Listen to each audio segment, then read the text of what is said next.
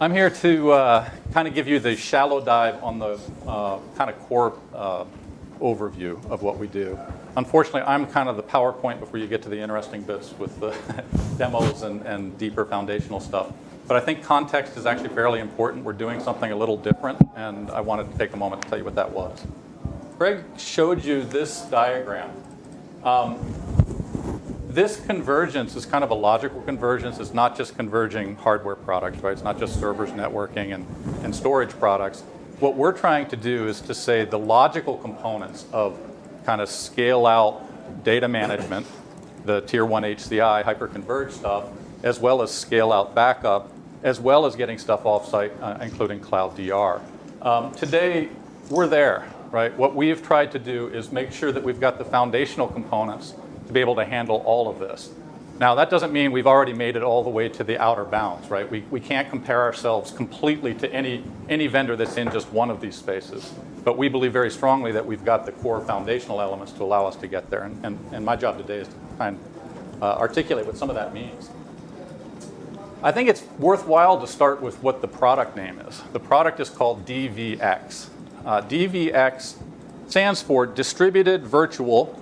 Distributed in the sense that modern IT, you've got to be able to move workloads around. You need to be able to scale elastically. You need, as components fail, you want to kind of keep servers as stateless as possible so that things can survive. Virtual, because the enabling technology to allow that is also keeping things virtualized in one way, shape, or form. Whether that's traditional VMs or containers, to us it kind of doesn't matter, right? The workloads are running virtualized in a distributed manner. DVX is distributed virtual compute, primary storage, secondary storage, data management, data protection, WAN optimization, security and encryption, scale-out file system, cluster management, disaster recovery, cache management, and cloud software.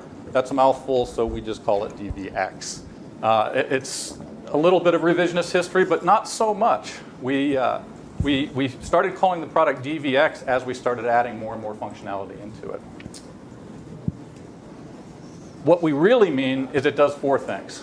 DVX is a distributed software package that provides virtualized compute, primary data management, secondary data protection, and offsite data protection. And all of those things, we think treating it in a holistic sense actually provides some efficiencies that just aren't possible otherwise.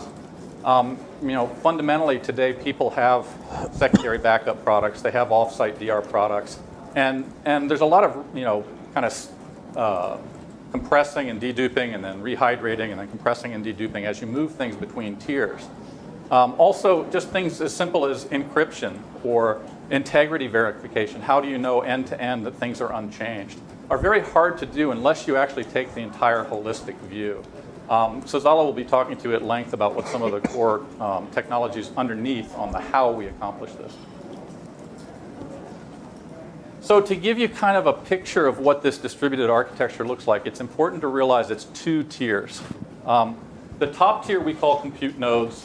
They're hosts, they're servers, they're traditional x86 hardware. And the bottom we call data nodes. And the data nodes, it's all about resiliency and safety. Now, these are independently scalable. And fundamentally, what we're trying to do is ensure that the server tier is as stateless as possible, and that there are no dependencies node to node. There's no resource dependencies. I can configure rack mount servers at the same time as I'm using blade servers. I can have some quad socket machines and some single socket machines, previous generation, next generation. But fundamentally, the thing that powers it, the performance tier, if you will, are these compute nodes. As you add compute nodes, we go faster. All of the work, the heavy lifting around data management, all of the fingerprinting, compression, encryption, ECC codes, erasure coding, all of that work is done in this upper tier. The more you have of it, the faster we go. The bottom tier is all about resilience and safety. To tell you kind of the point why we say tier 1, what do we mean by tier 1 HCI? It's kind of a contradiction in terms. People think of HCI as not a tier 1 solution. Hyperconverged is not kind of typically considered a tier 1 solution in general.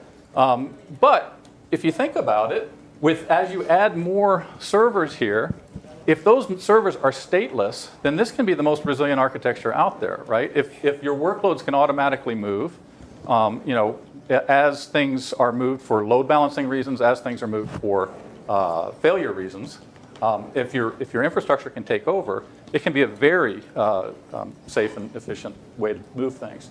At scale, we support up to 128 nodes in the compute tier. I'm speaking very quickly. We can support up to 10 data nodes in the bottom tier.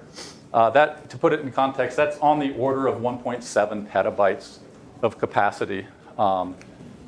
Conceptually, marketing numbers, hero numbers, 18 million IOPS. If you do nothing but 4K reads with all this entire system running as a single system, it's a pretty significant scale that we can run at. And I'll give you some proof points for that later on.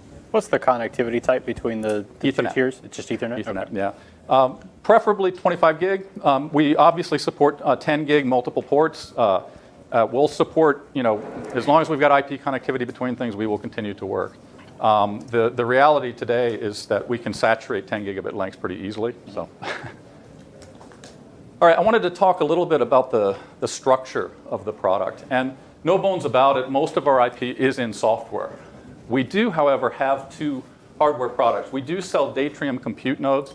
These are fundamentally, Skylake-based x86 servers. There's nothing really special about them, except for they come with SSDs pre-installed, and you can configure them, and you can get them from us and supported by us. We also support third-party in this tier, right? We support arbitrary HP, Cisco, IBM, Fujitsu, we don't care, right? Basically, this tier is stateless, and we'll support different architectures of blades or rack mount. However, this tier is responsible for compute being both application CPU and memory, as well as the compute required for data management, the fingerprinting, the compression, the encryption, the ECC codes, et cetera. Primary is 100% SSDs local within each of these compute nodes. Right? We try very, very hard to ensure that all data being accessed by an application is always local. Again, Suzala will speak about this at length. Is it single SSD or is it multiple SSDs? It's how you configure it. Mm-hmm. Ultimately, we don't care. Honestly, with just one in a host, you're going to be somewhat throttled on the performance of one SSD. Mm-hmm. But ultimately, what we care about is capacity. Within an individual host, you can go up to 16 terabytes of raw capacity. But we dedupe and we compress inline. And because this tier is completely stateless and this is doing all the safety, there's no overhead for RAID or erasure coding or a write cache or a non-volatile portion that you're using to just keep the data safe. So you're just taking the raw SSDs as they are, no RAID on top of that or anything like that? That usable capacity in there, and then it's deduped and compressed, so it actually looks significantly larger than what you had originally.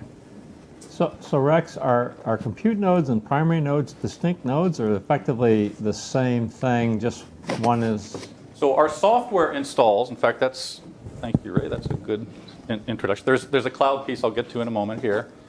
But basically, all of this software sits below the hypervisor tier.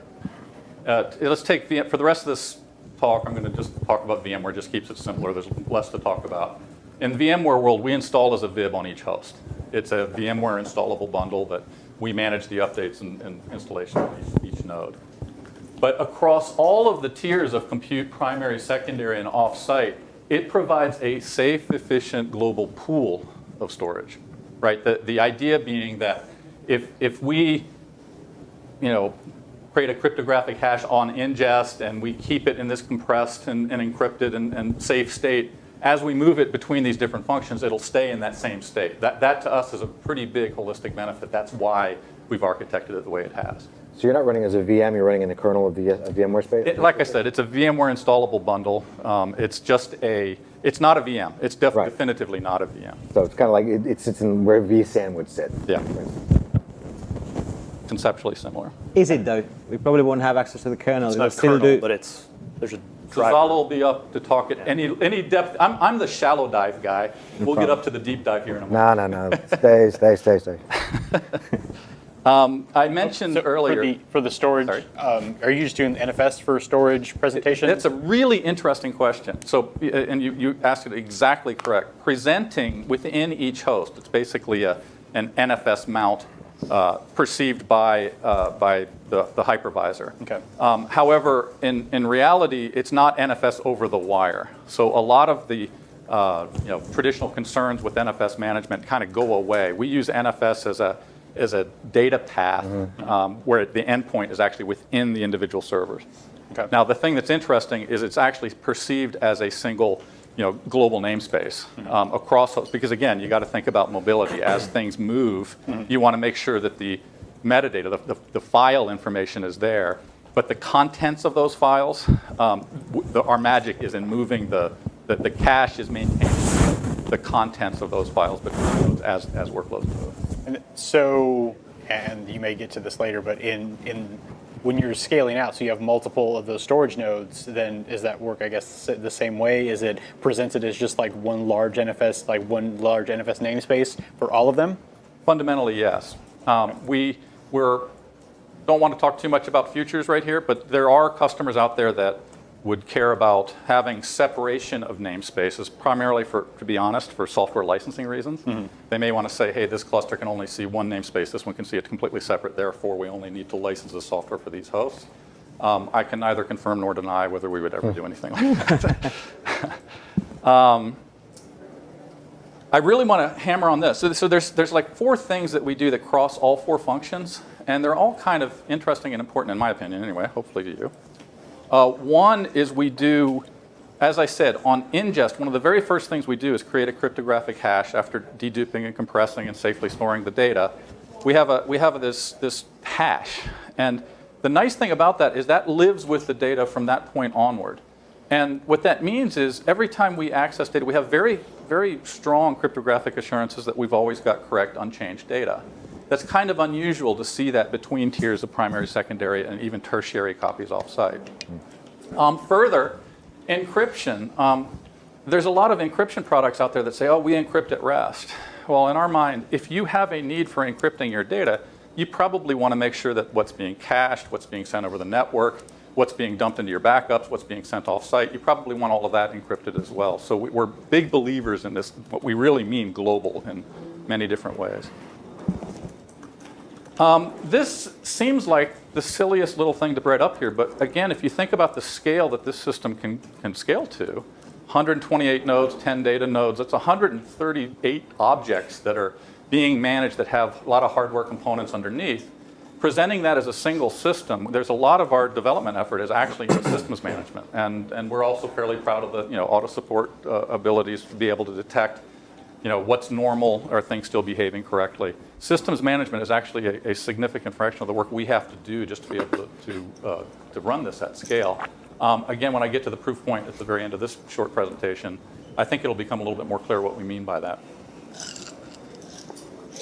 And then this is the 4th thing that we believe in all tiers. This slide kind of looks complicated. In operation, our product, we're very proud of keeping it simple, and we kind of have a no knobs policy. We really strongly believe that data management features should always be on.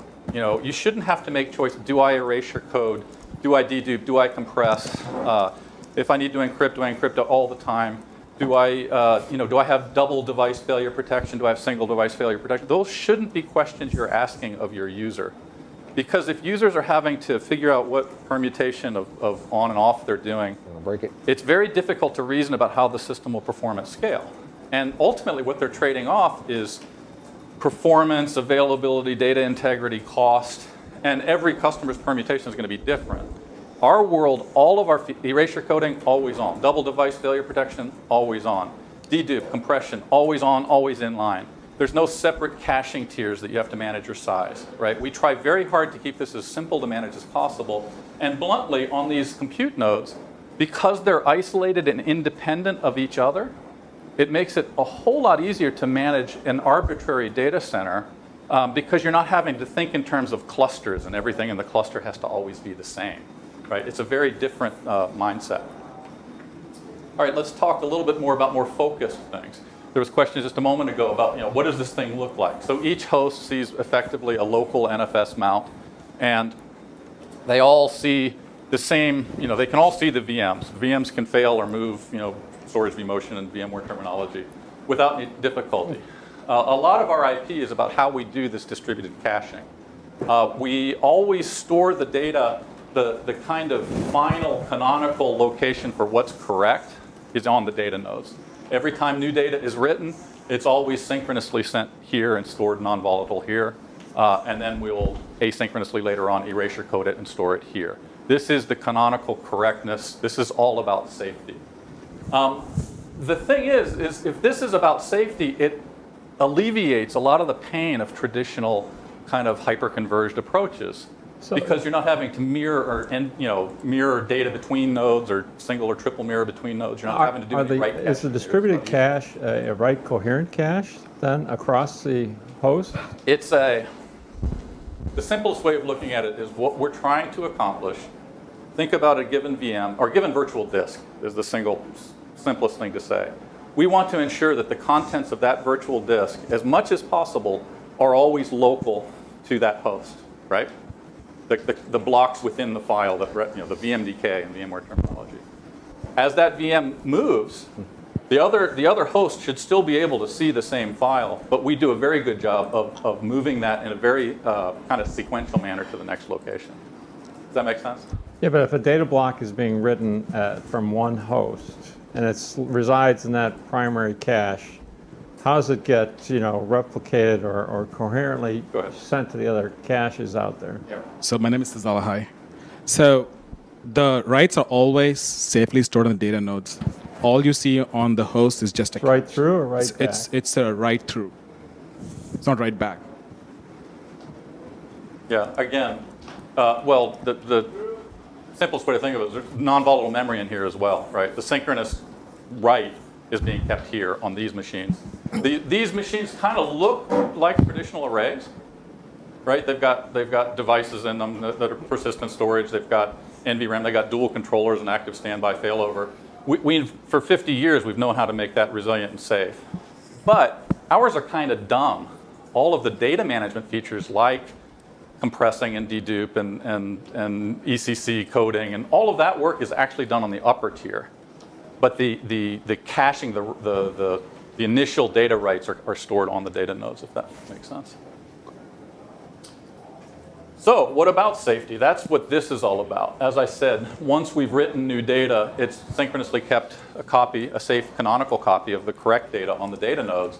And we believe very strongly, I know there's a mathematician in the audience, and I encourage you to look at our white paper because we've pretty rigorously looked at it and said, well, what if you only used a single, if you used a form of erasure coding that only provides or a form of RAID or what have you that only provides protection from a single failure and you're scrubbing this often, how exposed are you to data loss? I think not only did I read it, Mr. Howard Marks and I did some stuff great. on it. Great. Yeah. So we believe very strongly that because while you're rebuilding, there's always a chance of another error occurring, and latent sector errors are a thing. They actually exist. And our belief pretty strongly is that if you're not protecting from 2 device failures, you can lose data on a rebuild. Whatever that percentage chance is, it's not good. All right. Secondly, this is all about protecting the live data. And again, this is a little weird having the secondary copy, the secondary column, talk about live data protection. That distinction of safety, active processing, that's an unusual distinction. This would normally be considered part of this, to be very clear. The thing that I'm talking about now is the more traditional secondary thought, your backups, the previous point in time copies of the data.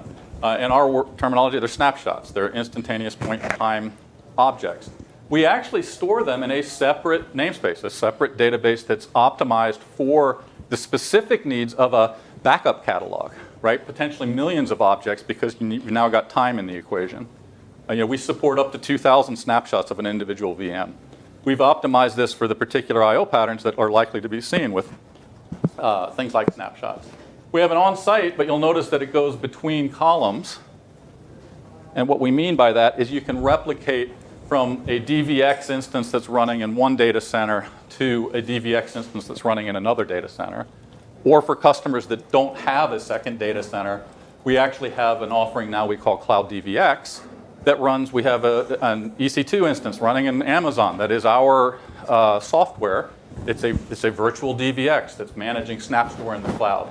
And when you configure replication, we'll show this later in the day, when you configure replication where you can choose which DVX do you replicate to, there's very little difference from a UI standpoint, whether you're replicating to the cloud or whether you're replicating to another data center. What's elastic about that replication? It's host-based replication is the primary thing. So we always, again, the hosts always have the active data local. To keep that processing as lightweight as possible, you want as many things involved as possible. So we always replicate from hosts on the source site to hosts on the destination site.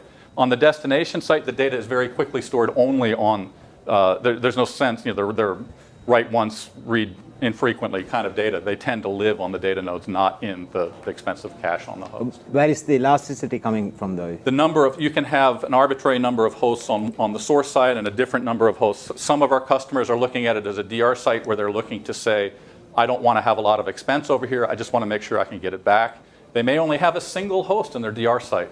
You can configure it that way. Another may say, look, I've got 2 different sites that are running kind of back to back, and I need actual compute resources in both. So Right. it's more of a processing elasticity, if you will.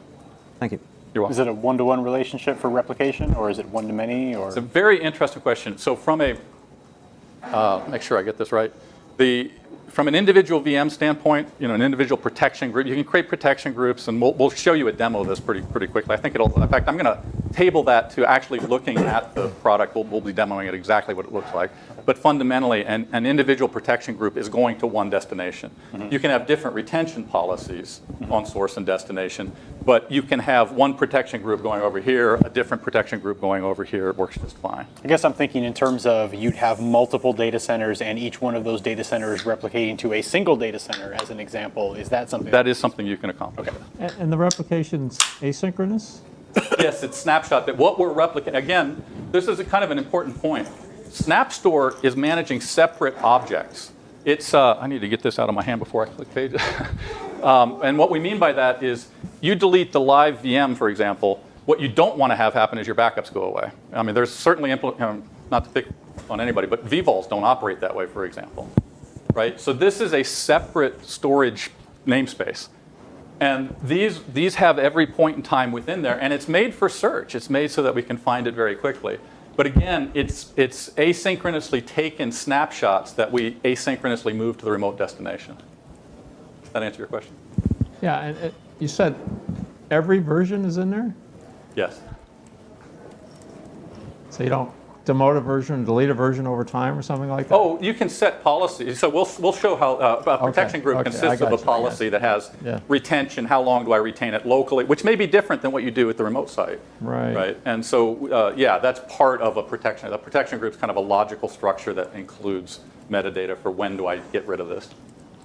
Or arbitrarily not, right? You may have some that you never choose to get rid of that you want to keep on. All right, I wanted to talk, before I get yanked off the stage here, I think I've got 5 minutes. All this is well and good, right? We're very proud of the product. We're very proud of what we developed, and we feel fairly strongly that there's nobody else that quite has this foundational stuff to do things at the scale we can do it. But we're a young company. We don't have a data center with 128 very high-end servers and a half a petabyte of raw SSD capacity. And so we ended up having to borrow, while we've done all the micro benchmarking and testing and basically in the software development process, we know where our limits are. We'd never really gone out and built the biggest thing we can build until recently.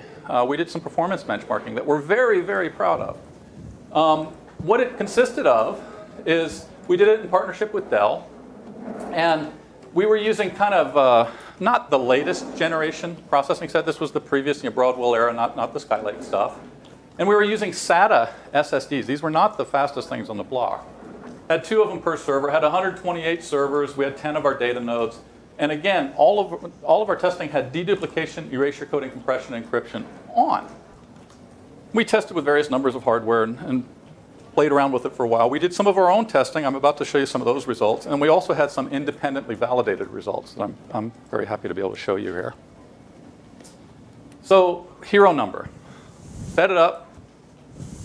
It's basically FIO running in a bunch of VMs in parallel. But again, it's a single system image. It looks like a single data store, right? So when I click go, we saw 12 million IOPS from a single system. That's a really big number. I'm sure most people here kind of appreciate the scale of that. And in practice, it's about 48 gig a second. Now, that's just saying how many transactions. It's all local within the host, right? That's the value of what we do is we keep that I/O local, especially on the read side. What happens if we increase the block size and try and get as much throughput as we can? Let's go to 32K transactions.